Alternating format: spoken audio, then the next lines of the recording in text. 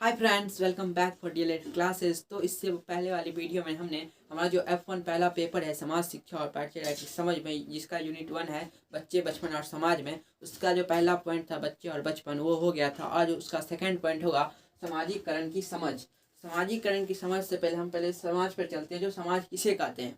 तो दो या दो से अधिक लोगों से मिलकर बने एक बड़े समूह को समाज कहते हैं। समाज के अपने अपने रीति रिवाज और बोल चाल और भाषाएं होती हैं, और जो है समाज के अपने अपने नियम कानून भी होते हैं।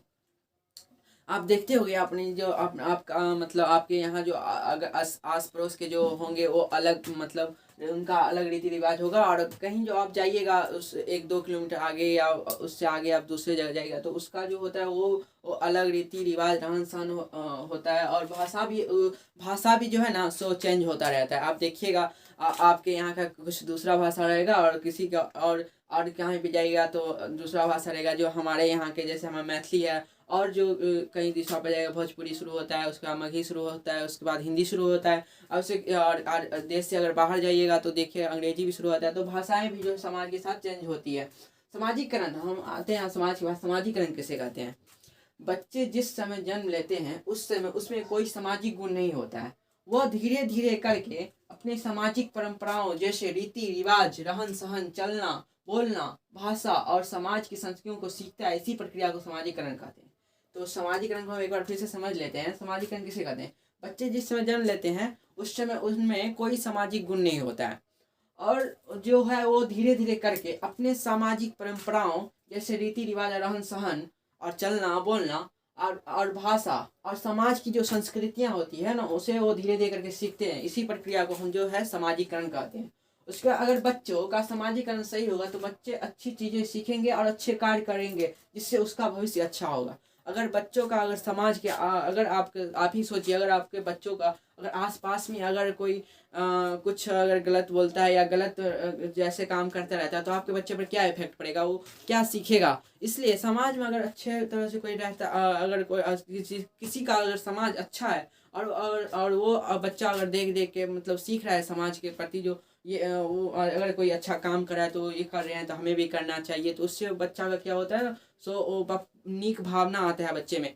और बच्चों का जो है सो अच्छे काम करने के प्रति बच्चे जो है प्रेरित होते रहते हैं।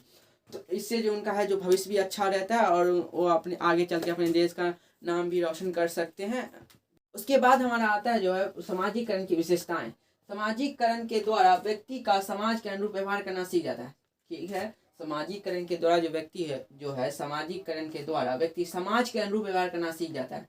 तो ये जो है सामाजिकरण की विशेषताएं हैं। जो आपका समाज जो जैसा रहेगा तो उसी के द्वारा व्यक्ति जो उसी के अनुरूप व्यवहार करना सीख जाता है, समाज के अनुरूप। उसके बाद सेकंड पॉइंट जो है भाषा में विविधता का विकास सामाजिकरण के द्वारा होता है। अभी अभी जैसे मैंने बताया जो भाषा का विविधता, जो भाषा आप जैसे देखिएगा जो भाषा में विविधता का विकास सामाजिकरण के द्वारा होता है। कहीं का भाषा जो अलग अलग रहता है वो जो होता है सामाजिकरण के प्रभाव से ही रहता है।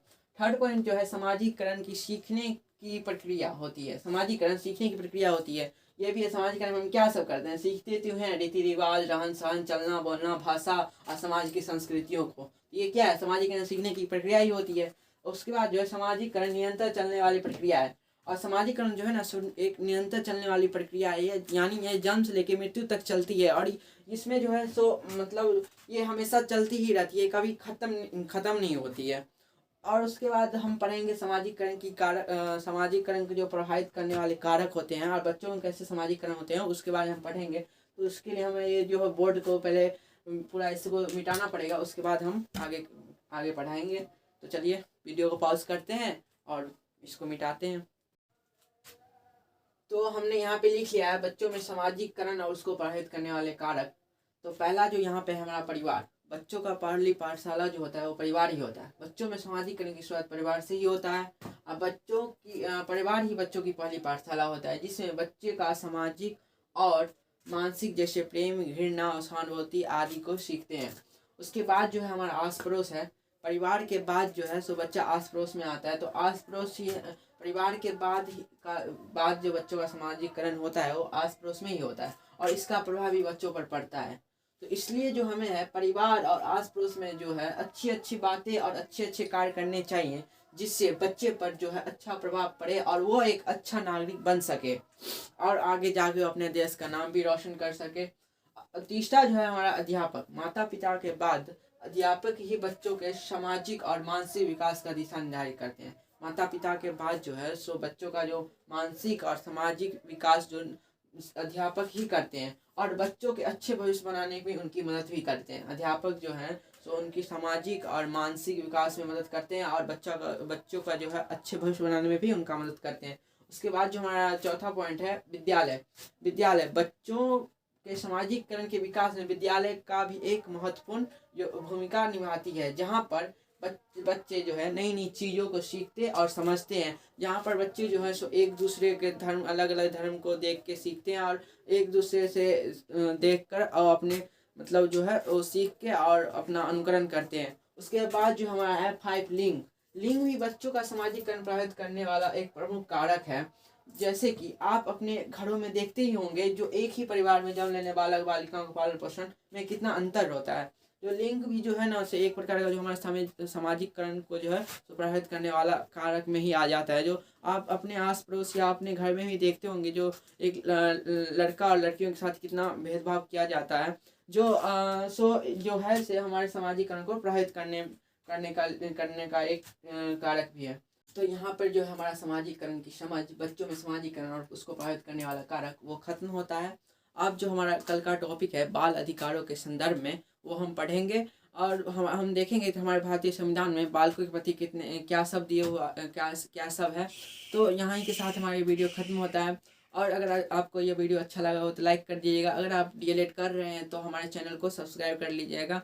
और इसी के साथ हम मिलते हैं अगले नेक्स्ट वीडियो में। Bye, stay tuned.